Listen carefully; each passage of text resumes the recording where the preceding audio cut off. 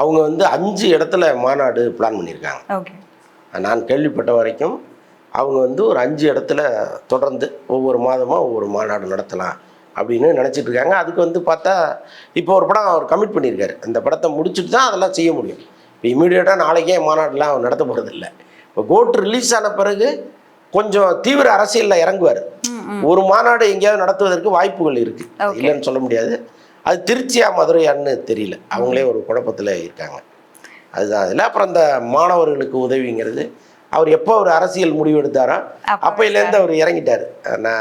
ஆனால் நிறைவாக கொடுக்கணுங்கிறது தான் நம்முடைய பதில். என்னென்னா இப்போ போன முறை கூட எல்லாரையும் ஒவ்வொரு மாவட்டங்கள்லேருந்து வர வச்சு அவங்களுக்கு கொடுக்கப்பட்ட தொகைங்கிறது ரொம்ப ரொம்ப குறைவானது. Okay okay. அது வந்து இப்போ விஜயினுடைய சம்பாத்தியத்தெல்லாம் நீங்கள் கணக்கில் எடுத்தீங்கன்னா 0.1% கூட கிடையாது அவர் கொடுக்குறது. இப்போ லாரன்ஸ் எல்லாம் வந்து